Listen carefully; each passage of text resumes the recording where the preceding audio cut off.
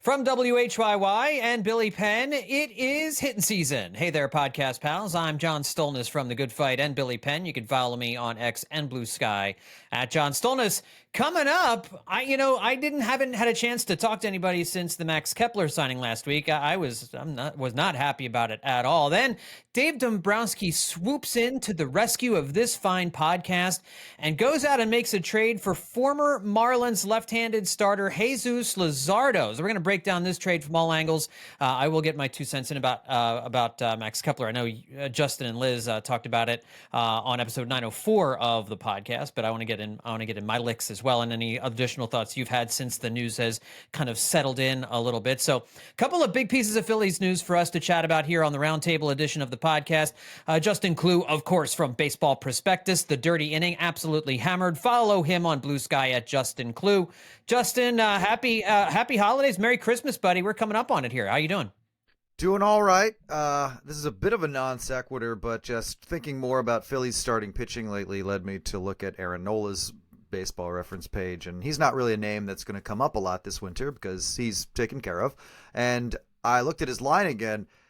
There's got to be something distinct about him having a share in the MLB lead in shutouts, but it's just one, but also leading the National League with home runs allowed with 30, leading all of MLB starters in starts with 33, and then performing well enough to still get a point in the Cy Young voting.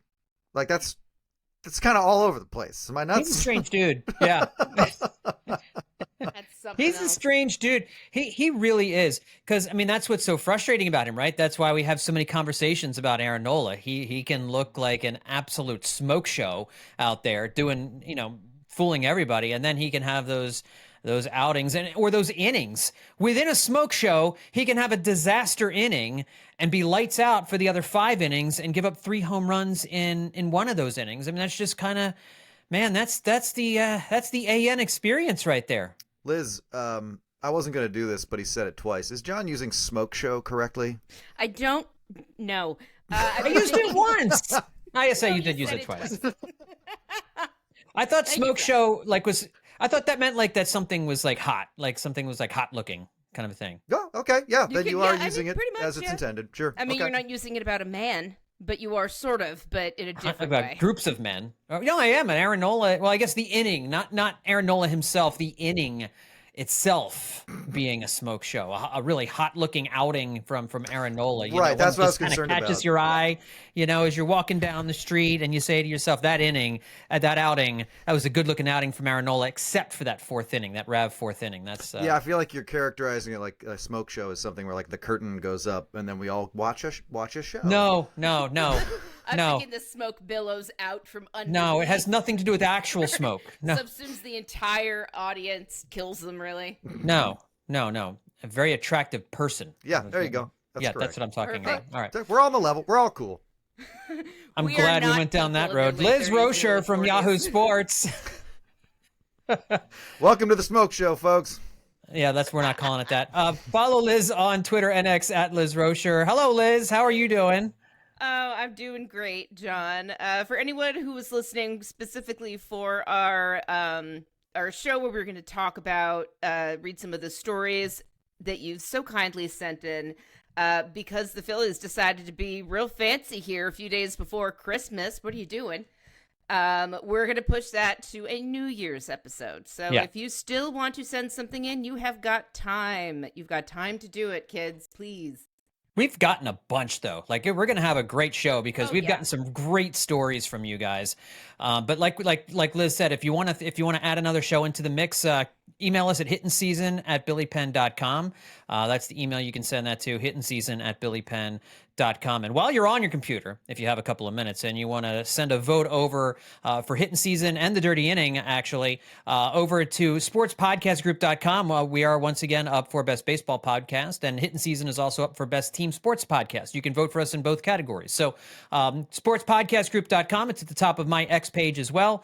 You can hit the link right there. It just takes a couple of minutes. It's a quick survey. They'll ask you a couple of questions, and then you can vote for all the different categories. There's actually a lot of different categories, different sports you can vote vote for if you're into that sort of thing. So sportspodcastgroup.com.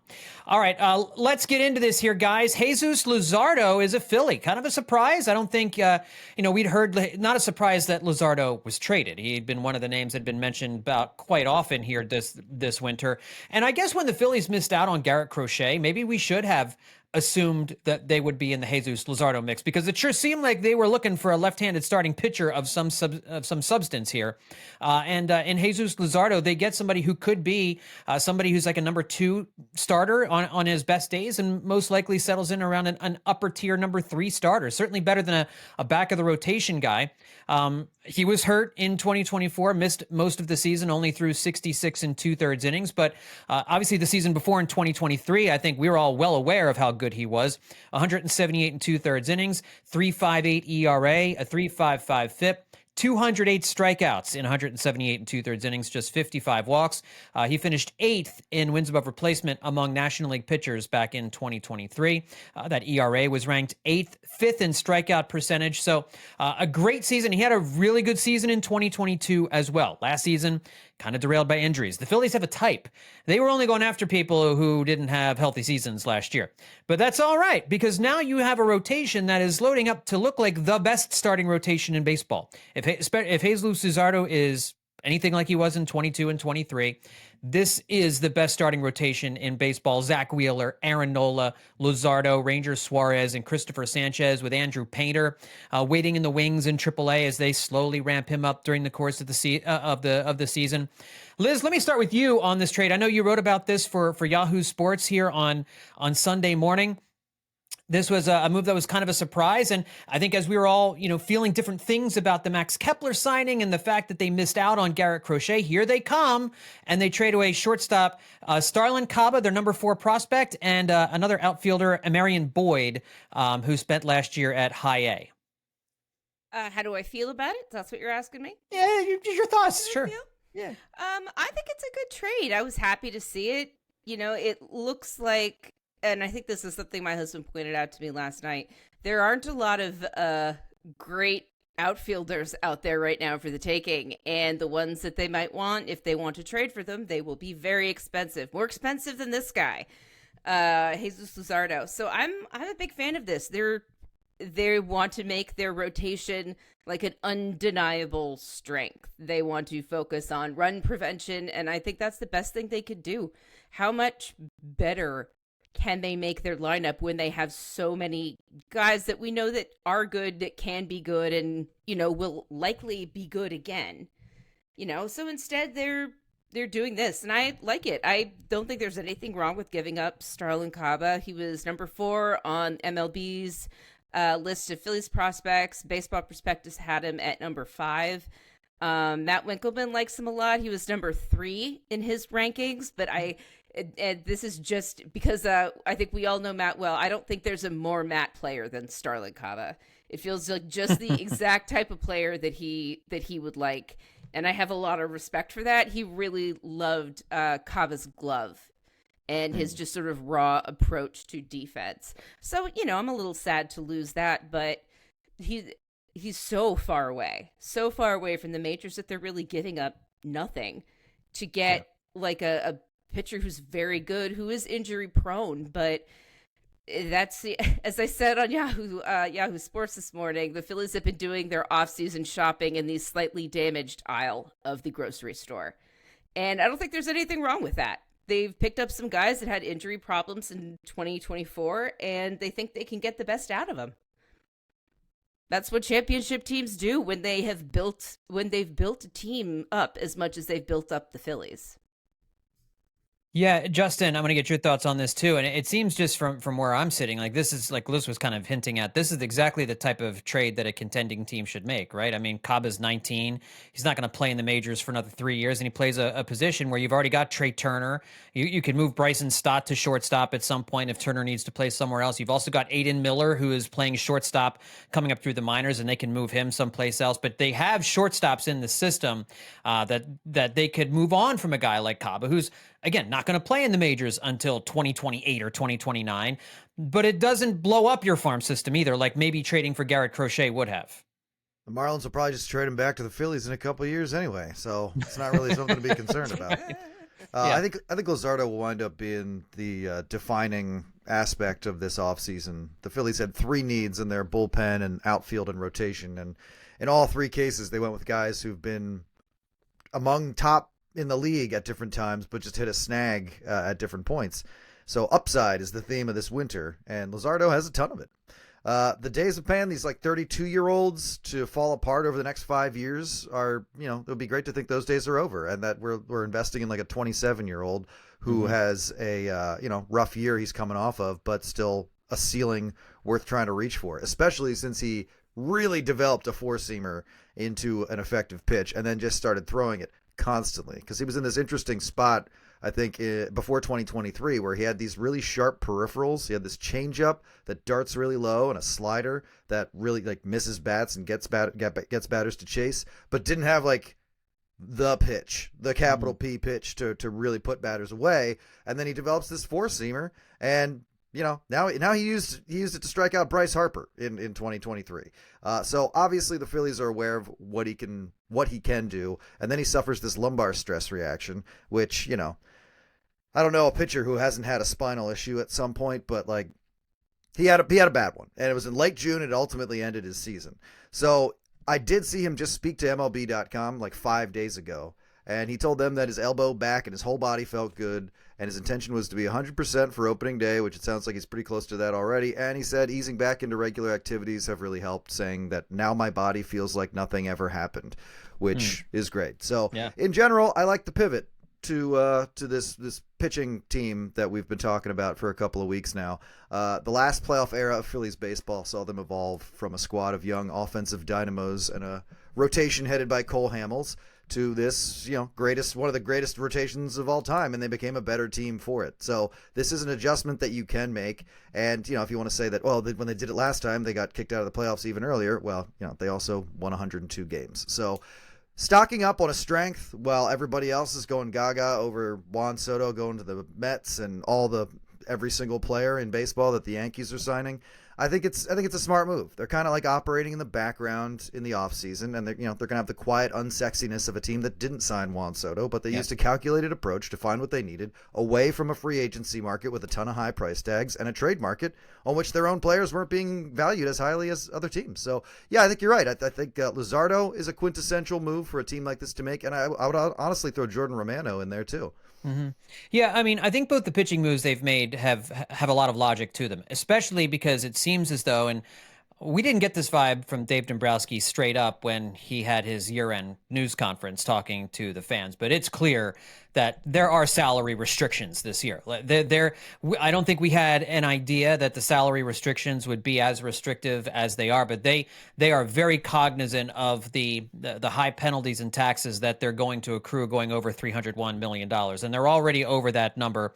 They get taxed 110 cents on every dollar they pay over $301 million. So signing a $5 million guy is like paying $10.5 million for him. So it's a price. And we didn't really, I don't think, when we were thinking about Tasker Hernandez and Santander and Profar and all these other guys, and even somebody like Tanner Scott, I don't know that we didn't realize exactly what kind of financial restrictions the Phillies were in. So if we'd kind of known the lane the Phillies were going to be in right from the start, understanding that they didn't want to go, they wanted to go as little over 301 as possible. I think we knew that's where this was headed.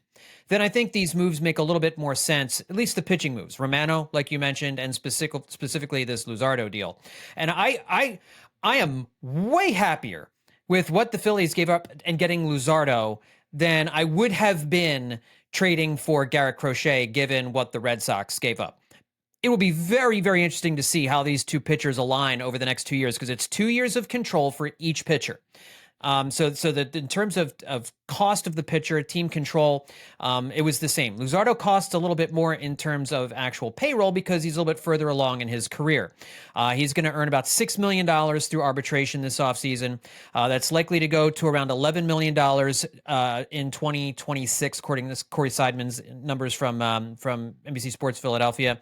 So it's a 2-year deal for $17 million for Jesus Luzardo. In this pitching market, he mentioned Frankie Montas cost $34 million for the Mets. Matthew Boyd cost the Cubs $29 million. And the Phillies get Luzardo for $17 million for a prospect that 3 or 4 years from now could be very, very good, but is 3 or 4 years away. And for a team with a window like the Phillies that have all these different shortstop options, it's a no-brainer. I'm much happier with this Luzardo trade, Liz, than I think I would have been giving up Aiden Miller and maybe Justin Crawford. I think is kind of what they were looking at to have to give up for Garrett Crochet. Exactly. And we can think of it in terms of salary restrictions if we want, but I think we can also look at it as in terms of what do they really need. Like when you look at, and I think it comes down to value. Are you going to pay Teoscar Hernandez, however much to not be, totally what you need on defense and to still strike out a lot? Or are you going to, because when you already have at least one dude, two dudes that do that a lot, you have to, I think it caused Dombrowski to get a little bit more creative than not that he hasn't been creative, but I think in the off season, he's sort of shown more of his creativity during like deadline trades than he has in the off season. And so I appreciate these moves. We're going to talk about the Max Kepler move, which you really dislike soon, but like it's all of these are low risk moves. They're low risk, high reward. They won't pay any of them a whole lot. Romano, Kepler, or Luzardo. And if it ends up blowing up in their faces, they can let them go and not feel like they have to keep them around forever, like Taijuan Walker, who was, the zombie pitcher that no one wanted by the end of the season. Yeah. Yeah, I mean, Justin, which is, I guess how much better we think Crochet is than Luzardo. The thing about Crochet is he's had one really good year. Luzardo has shown that he's had 2 really good years. Again, still just 27. It could be a positive, the fact that he missed some time last year, that there may not be as much tread on his arm as it would be for somebody else. And he pitched in the playoffs. He's got a little playoff experience. The Phillies got to him in that wild card playoff game. I think it was game 1 back in 2023. But overall has gotten just a little taste of playoff experience, which is something Crochet hasn't had. So maybe a little bit of a one-upsman there. I don't know. I think these pitchers are pretty close. And I think it's far less. I think the Phillies gave up far less for Luzardo than I would have anticipated. This is what happens when you trust the Phillies to trust themselves. That's right. That's right. Somebody here said that before. Somebody's been working through that and having said that over the last week, and it hasn't completely crashed and burned. And I haven't even completely rescinded that yet. So no. I'm still standing by it. I'm just sitting here thinking about the things I've said about this team this offseason already, and I've kind of zigged and zagged a bit, and I don't know if I'm going to be able to. Well, we'll see when we're making predictions in March. We'll see. Yeah. Just where exactly I feel I stand on this team. I do feel like their issues have been addressed, and part of a risk is the factor that it could fail or just not work. Like there's a bigger chance that it just doesn't work in the way you think it's going to, rather than it just fails entirely. And in the case of Luzardo, I think he's probably, of all these guys, between him and Romano, he's probably got the best chance, I'll just say it because this is what we're talking about, of being the guy they think he can be because of, like you said, the experience that he's had and what he's worked on and his confidence level and his age and his ability to recover. I mean, I was reading a little bit about spinal or lumbar issues that pitchers develop from this research paper that New York Presbyterian did. And it's just like you don't always even hear about pitchers having spinal issues because it can be so common that they either A, don't even realize that it's happening, or B, it's just like part of the job. So it just gets like addressed and they don't necessarily need a 60-day injured list trip the way he got. So I think that I think this is going to be a big strength for the Phillies. I think there's a chance that, we're going to see a couple months where not all 5 of these guys are firing on all cylinders. I think it's going to be a little wobbly sometimes. And I think there's a chance Luzardo needs some weeks to like become the pitcher people are waiting to see. But ultimately, as far as what the Phillies could do and what they were going to allow themselves to do this offseason, I feel like they've made a couple of smart moves and some other ones that you just kind of have to watch and see what happens. But I do want to add that Luzardo isn't the only player that was in this deal. And I do want to talk for a second about Paul McIntosh, the catcher. 27-year-old catcher who came back and is now part of the Phillies organization, because we have talked about catching depth issues this winter as well. I'm not saying that Paul McIntosh is going to be the Phillies catcher of the future, because I don't actually think that's going to happen. But outside the organization, he's not really known for a lot, but from within the Miami organization, they have loved this catcher. He is a guy who should he make the majors, will have smashed his way there, and there's no guarantee that he's got the ability to do that, but if it happens, it'll be because of his power. Defensively, he's no JT Realmuto. He's never really been great at throwing out base runners, pitch framing, or general ball stoppage behind the plate. But the good news is he's got more than one dimension offensively, and that he's shown this great ability to avoid strikeouts and build up plenty of walks in some leagues that are more friendly to pitchers. And he will chase a high fastball to the ends of the earth. So that is, as far as like Phillies organizational philosophy, It's right there. Yeah. But yeah, he's got some vulnerabilities. So in review, good power, good approach, defensive shortcomings could keep him out of the majors. But I like that the Phillies addressed catching depth with this trade, and he's played 39 more games in left field than Max Kepler. Yeah, and I was, you said that. I was wondering, I wonder if they would have him play some left field, or if he's such a bad defensive catcher, you know what I mean? Like have him train up in the minors. He struck me as just like as catching depth in the system, right? Yeah. If you're 27 and playing in Double-A, you're likely not going to make the majors. But you know what? But he's part of the trade, and I feel like he deserves to have his totally. resume read as well. Well, and here's the thing, like, if JT Realmuto goes down and Rafael Marchand is your backup, and Marchand has had his injury history, you might need him at some point to come up into the majors. So, I agree. It's worth mentioning. I appreciate you doing that. I was not sure I was going to actually mention him or not, so it was good to get him in. There's this great story from the Pensacola newspaper where he had gone undrafted in 2018, I want to say, and it was after this like great year at West Virginia. He was he was named for the All Big 12 conference team, and then like didn't get drafted. And it's this like sad little story about him like getting a phone call from the Marlins, and the way he tells the story is they were like, "Hey, are you upset?" Then he was like, "Yeah, I guess so." And then they were like, "Okay, well, do you want to come play for the Marlins?" And he was like, "I said, yes, sir. I'll see you whenever you want me there." So it's like the Marlins just like, it makes it sound like their process was they just kind of like, "Hey, buddy, nobody drafted you, huh? Do you want to come play for the Marlins?" And then your response is probably like, "I guess if that's my only, is there another option?" Yeah, that is a little sad. Let's pick a guy we don't have to pay a bonus to. Yeah, exactly. I do think there's one other aspect of this I wanted to touch on, and that is Ranger Suarez, and we know he's signed with Scott Boras.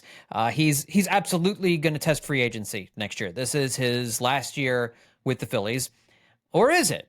Now this opens up the possibility of the Phillies at least being able to listen to any trade offers that might come in for Ranger Suarez. Now, I don't really know what would be out there at the moment that I would be willing to trade Ranger Suarez for. Like, I mean, you've got the potential for, Ranger Suarez in a contract year. I kind of like that idea. And I like Ranger Suarez just as a pitcher. When he's healthy, he's extremely effective, playoff tested. I mean, all those different kinds of things. I really do wonder who's going to be the number 5 starter. Like, it's going to be whoever's pitching the worst is left out of a playoff rotation, but goodness gracious, there's all kinds of great stuff here. But with Ranger Suarez, I like the idea of the super rotation and the depth, knowing that you don't need Andrew Painter at a certain point this year if all things go well, or at least you don't need him as much. But if you really do believe this team still needs to add an outfielder or a position player, another bat into the lineup somewhere, again, looking at the possible trade guys out there, there's like Seiya Suzuki, there's Brendan Donovan from St. Louis. I mean, these are all guys that could help, but is it worth giving up? Would they want Ranger Suarez? And if so, would you trade Ranger Suarez for a player like that? Or like, Justin, what do you think the future is of Ranger Suarez here in 2025? Is it more likely he stays, or do you see this as possibly a precursor for him getting moved someplace? Well, again, if you're taking Dombrowski at his word, he's largely making it seem like the Phillies are done. You can never firmly close that door, but I kind of, the way they've approached this offseason kind of makes me think, they feel like every box is checked. If they see an opportunity to do something, sure, but the kind of opportunities Dombrowski's tried to get this year are like, Mason Miller for Alec Boehm and stuff like that. I don't want to say he's not taking it seriously, but that's not a serious trade. So Right. the way he's kind of approached this is like, sure, if you let me trick you, I'll make a trade with you. But these deals that he's made, I feel like he has addressed what he wanted to address with the Phillies. As far as Ranger goes, I mean, now that Luzardo's here, I want to take this out for a spin. I want to see these guys be the deepest rotation in baseball. And then at the trade deadline, let's talk about where we're at. That's when you look around and say, okay, who needs starting pitching? And I feel like you're going to have a lot more leverage at that point when teams are like, oh, wait, we can get this, who knows what kind of season Suarez is having. But let's imagine it's like good. It's like, yeah, he's having a good year. ERA is like in the threes, between 3 and 4 somewhere. He's somebody that could provide value for a team that's looking for starting pitching. Then you start considering those offers a little more seriously, and people are probably a little more willing to listen to you and maybe even give you something that they wouldn't have given you over the winter. So yeah, I think for 2 reasons. Yeah, I think they should hold on to him at least until July, because I want to see this rotation in action. I want to feel like it's all these guys and then Andrew Painter at some point in the future, because that's a very comforting feeling. And I want to see what he could possibly get them at the trade deadline, because they'll potentially be seeing points of vulnerability in their own roster that they want to improve too, and he'd be a great way to address those issues. Yeah, what do you think, Liz? Keep the I'm calling it a super rotation, but keep the best rotation in baseball, or dangle Ranger? I think I agree with Justin. We should keep them all together for now. And I know Matt Gelb mentioned in his piece about Luzardo for The Athletic that they're expecting Painter in July, which also happens to be the trade deadline. And so it seems like it's just perfect. They could take Suarez, and they can offer whoever it is that they're ready to part ways with in the minor leagues. Whether it's Justin Crawford or whoever they want to get, like a big name. They've got Painter ready to come in, and so they're prepped and ready to do whatever they need to do already. I could see Andrew Painter, if these 5 starters remain healthy, Andrew Painter coming up in July and being that bullpen piece, right? In the back, throwing 98, 99, whatever he's going to do back there. That would be enticing. But I agree with you both. I don't see, unless there's an outfielder on a team someplace that we haven't considered that would really make an impact, I wouldn't trade Ranger Suarez. But if there was a deal out there to be made, I would make it. Because, I think what the Phillies have done here, and the reason they were looking at Crochet so hard, and the reason they went after Luzardo, is I think they realize there's not a lot out there in terms of buying a bat, as long as you're trying to stay within a certain price point. If you had the money to go get Teoscar Hernandez, great. But I mean, and let's kind of, I think this is a good transition into the Max Kepler signing, because I think all these decisions kind of work together. The $10 million contract for Max Kepler, because it took them because they were over the third limit of $281 million. There's a 92.5 cent on the dollar tax on the Kepler deal. Kepler is essentially costing them $19.25 million this year, which is a lot of money for Max Kepler, who was hurt most of last year and didn't do a whole lot. I think, of him as you can't think of him as like a $20 million player, though. You can't. Like, they are spending that much money on him, but that's not how much they paid. Excuse me. That's true. Paid him. I just want to, the tax is what it is, and it's something that they have to pay for, but you can't blame Kepler for that. Whoever they signed was likely going to take them over the limit anyway. Yeah, and I agree with that. You're right. I don't think we should think of him as a $20 million player. I'm just thinking from a luxury tax perspective. That's why, Teoscar Hernandez is not on the table. That's why Jurickson Profar is not on the table, because, whatever you pay them, it's going to be double next year in terms of the taxes. And now that we know that, I get why they're shopping in the bin that they're shopping in. And I'll be honest, I heard you guys talk about Max Kepler. You guys made a lot of great points. If you guys want to add to that, or if you've had some different thoughts pop up in the days since you guys last recorded, I initially hated the move. I still don't like it. I don't think get it all out. It does. I need to release. It just didn't solve the issues that the Phillies had. They needed a right-hander to play in left field. Max Kepler does not hit left-handers very well.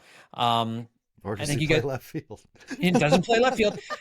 So Swing That's and a a red miss. flag. Now, I do believe he'll transition fine. You know what I mean? Like, I'm not as worried about that, but that's a thing. You know, he's never played left field before, and I just don't know. You know, it's like trying to shoehorn Austin Hayes in as an everyday left fielder last year. And I get there were things going on with his kidneys. I'm reading the article after the season about just how debilitating the kidney thing was for him for the length of time that it was.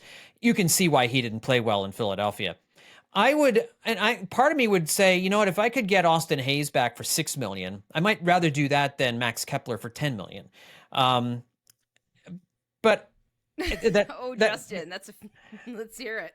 Oh, go ahead. Yeah. Max Kepler's a way better defender than Austin Hayes. I feel like, well, see, I keep slotting Hayes in as like, yeah, it's just kind of a non-factor. But in this scenario, the kidneys are functioning again, and he's able to come out and be the player perhaps that you signed him to be. So I don't know. I mean, it'd be at least curious. You would not be able to shut people up, though, about how terrible of a deal that would be, because all they would be thinking about is 2024.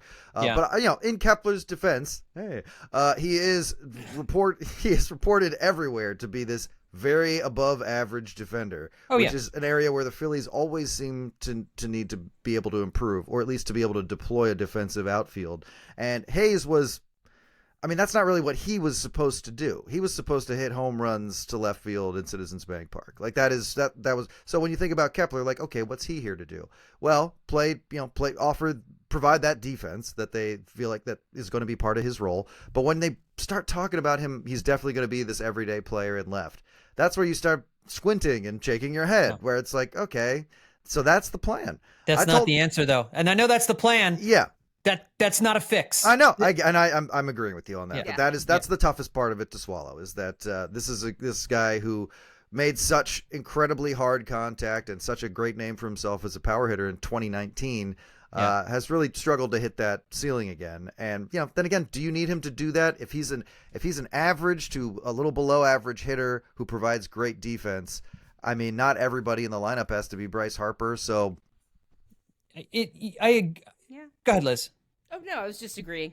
I agree with that. I just think we are forgetting how little production the Phillies got offensively in the outfield last year. I mean, it was among the worst in baseball. Yeah, we are forgetting that. In terms of overall production in the outfield, it was bottom third, if not, you know, bottom five in terms of total OPS plus in the outfield among all three positions. They got very little out of center field, very little out of left field, and Nick Castellanos definitely came on over the last 4 months of the season last year, and is the only reason why they weren't dead last in Major League Baseball.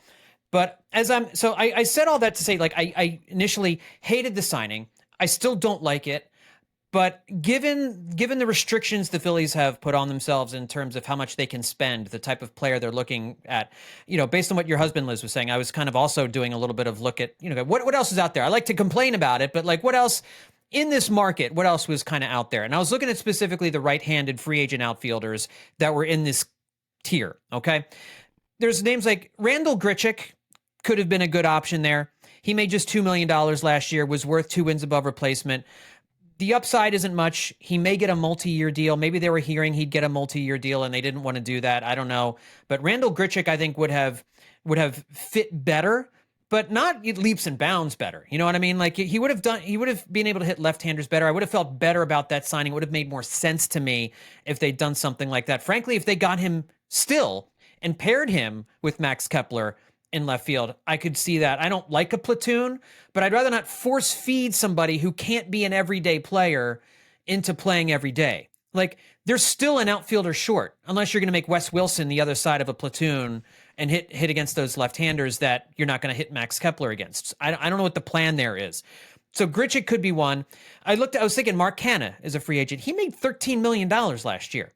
He's going to probably make a little bit more than that this year. So that's too pricey. Harrison Bader is an even worse hitter than Max Kepler. He's a defense first player, and he would probably cost about $12 million, given what he made last year.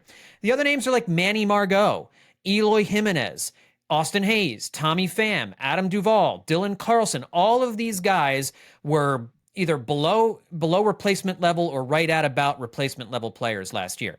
So given where the Phillies were shopping, I guess outside of Randall Grichuk, he's probably the second best option out there. I don't understand maybe the timing of it. Like, could we not, was there a hunger for someone to sign Max Kepler now so that you couldn't maybe let some other trade possibilities linger here as you're moving along a little bit? It felt like the Phillies kind of rushed to get Max Kepler in the fold, a player that doesn't fit what they need and doesn't improve the offense. And I know, so I think part of me is thinking like, this is the reason why they went after Luzardo so hard, is like, get this, double down on the rotation, because the offensive upgrade just isn't out there for the kind of money that we can spend this year. Totally get that. I'm just not sure Max Kepler was good enough, and that there weren't better options out there maybe in the trade market, but we don't know those conversations, Liz. I don't know. Yeah, I mean, I agree with everything you said. I do think that Kepler is one of the better options, because all of the names you said are all of the dudes you're going to find on your fantasy waiver wire every single week. You're picking up, you're dropping them because this guy had a half decent 4-game stretch, and now, oh God, he's cold for the next 2 months, or he doesn't have a job for the next 2 months. I know the timing bothers you, but after the Soto signing, I think everyone was being very outfield minded.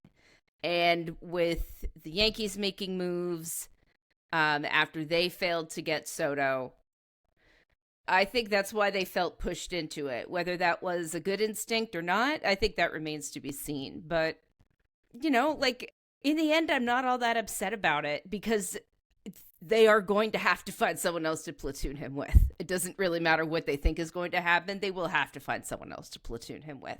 I don't know where. I mean, maybe they really think they're putting a lot of faith in their development staff. They're putting a lot of faith in their medical staff, their training staff, to get the best out of Kepler and the rest of these guys who have been dealing with injuries over the past few years that are now wearing Phillies uniforms.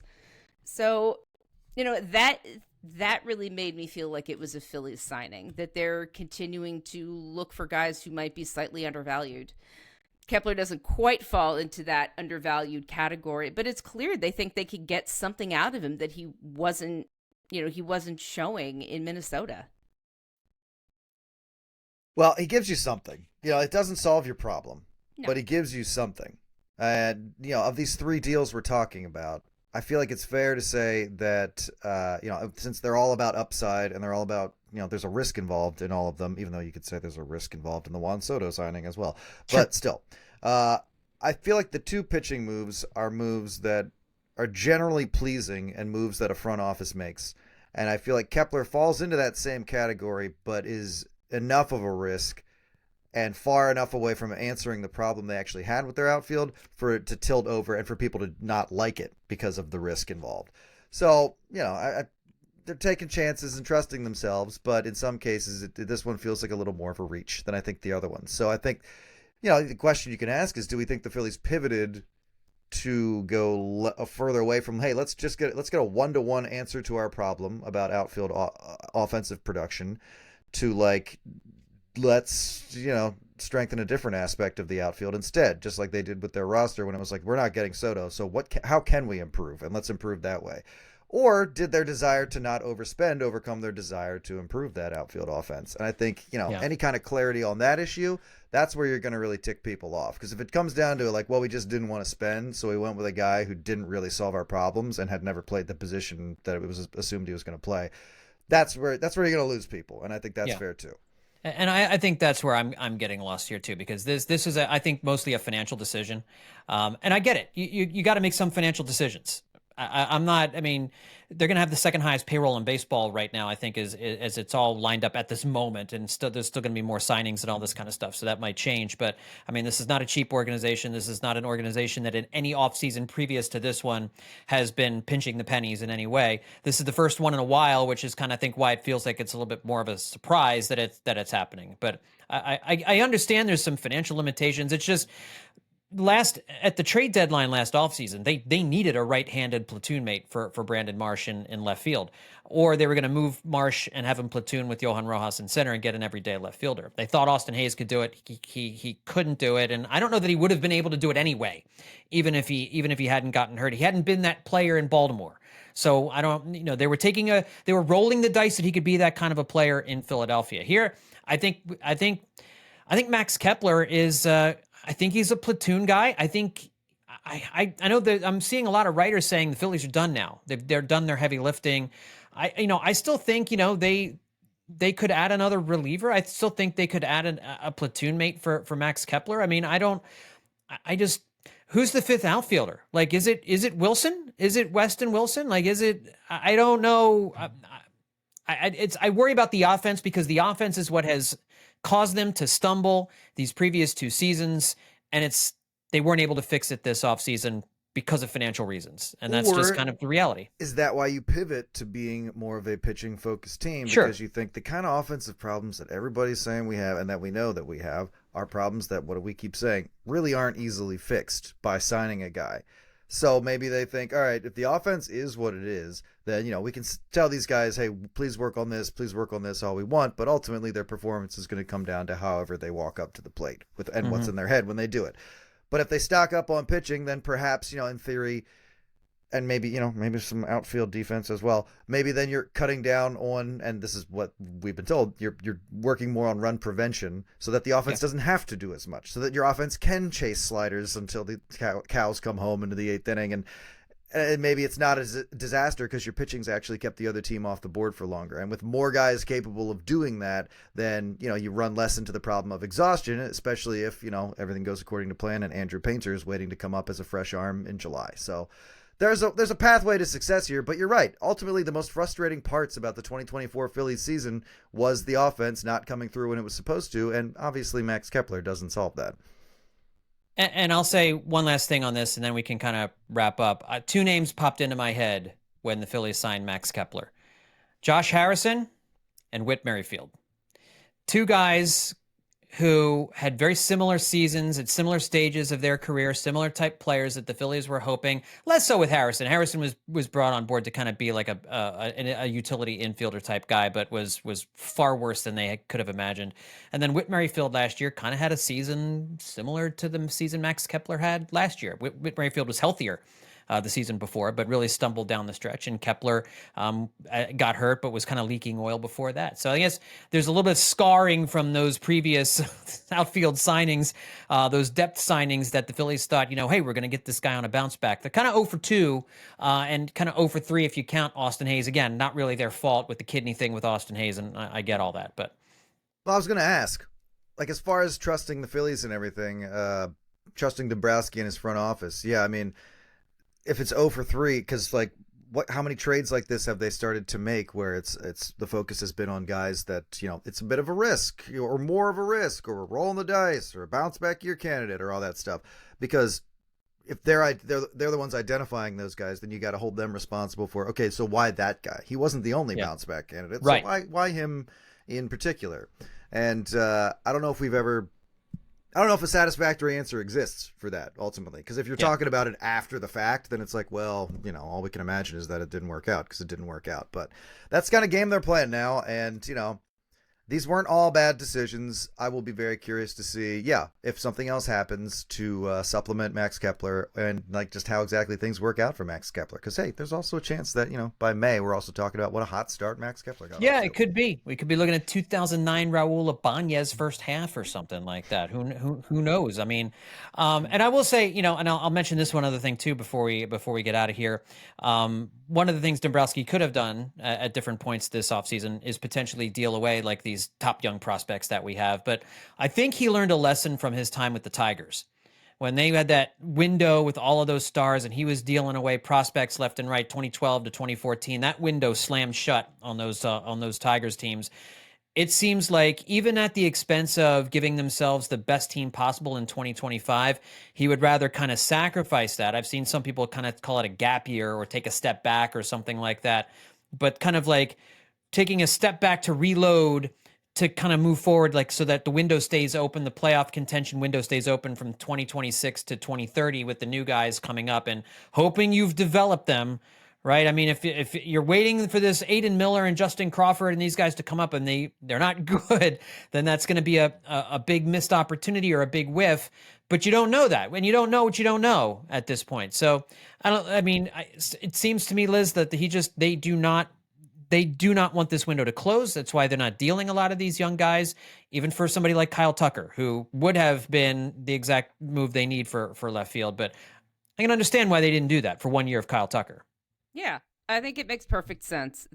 And I've said this before, and I'll say it again here. They've poured a lot of time and energy and resources into some of these young guys, and they really want to see what happens to them, what happens with them when they get into the majors. And that's not even just perfectly natural. I think it's good sense, because this is the team that for a long time didn't have a lot of homegrown players. So now they've got a good handful in there, they're actually on the team and being productive. And I think they want to see how well they can do with that sort of in this next stage of development, development into an organization where the window doesn't exist. It's just a big hole in your home that's always open, because you've got a good enough farm system, you've got enough money to play with, and you could do all the things you need to do. I think if there had been the ideal player out there for money,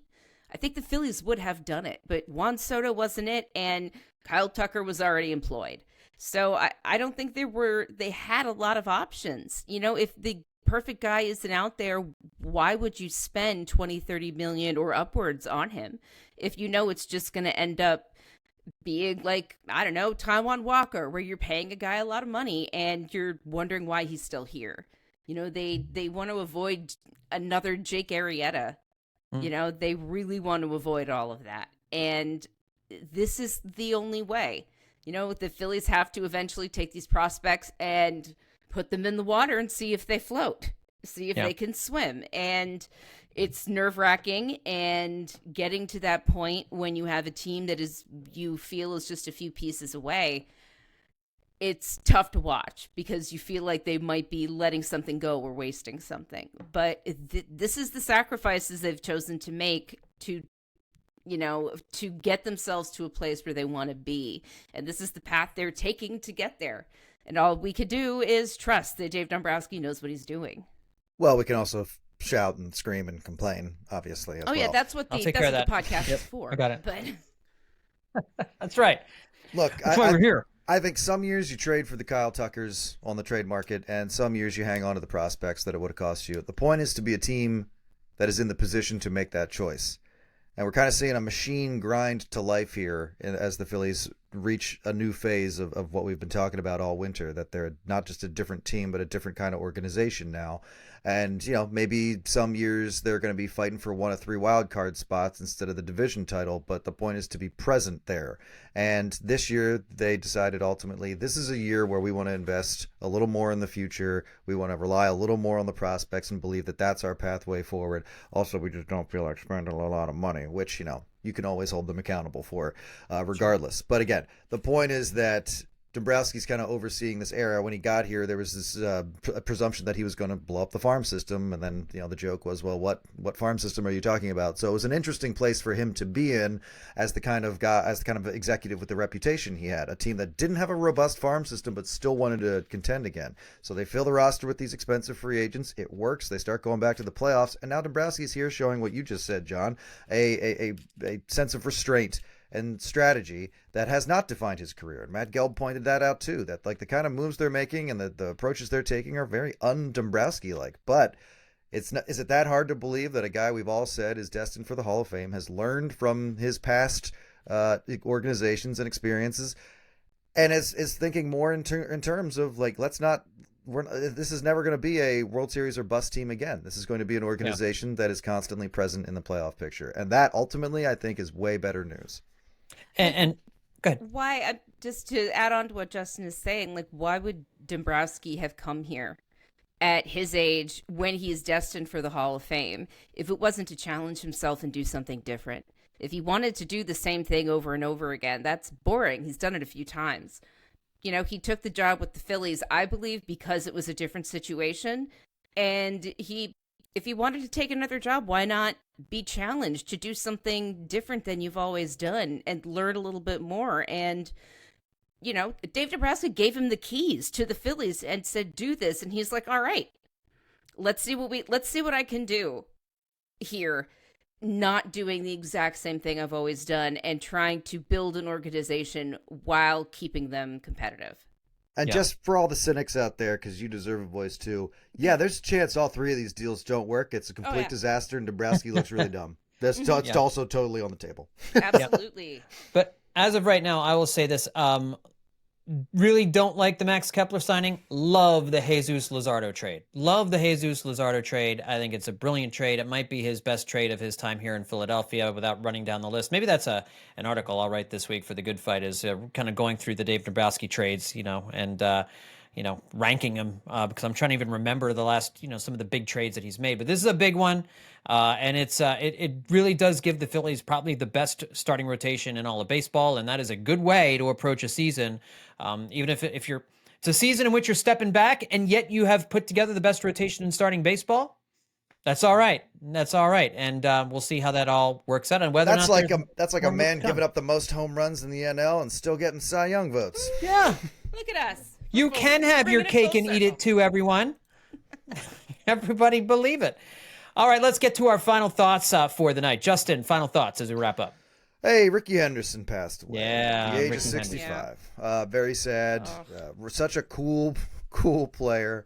One of the first players I heard of in my life, like one of the first names in baseball I ever learned about. And a lot of that was because that year, 93, was obviously very formative to me as a baseball fan, and that happened to be the 1 year he stopped by Toronto for that playoff run. I forgot about that. So, our friend Mike Robertson passed along a box score. I think he said it was the first game Ricky Henderson ever played against the Phillies as a potential dirty inning episode. And I haven't looked into it at all. I've just looked at the box score. But this is when we do this episode later this winter, you're going to hear all kinds of fun names from this era, like Mike Mims, Mark Whitten, Mark Whitten, Toby Borland, and Russ Springer, who are directly responsible for a devastating loss. I cannot wait. That is my youth, man. I'm looking forward to that one. All right, Liz, final thoughts from you? I didn't really have anything prepared. I hope that everyone has a wonderful holiday. Be safe. Stay with your families, or run far from them. Go away and do something else that you'd like to do. I encourage you to exercise your free will as a human being and do the things that make you happy as we end this year and approach the symbolic clean slate of 2025, which I can't tell you how excited I am to turn that calendar and metaphorically, symbolically be presented with a whole new year that I can screw up all on my own. And really, that's the wish we all. That's right.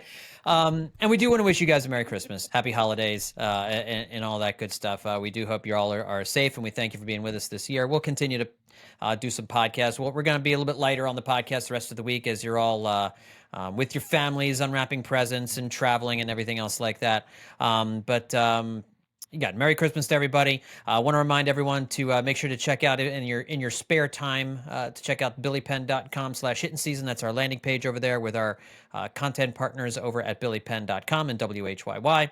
And don't forget to vote for Hittin season as well as the Dirty Inning for over at the Sports Podcast Group Awards. We want to win this year. So give us votes over in Best Baseball Podcast and Best Team Sports Podcast as well. Thanks everybody for tuning in. We'll talk to you next time. Merry Christmas, everyone, on Hittin season.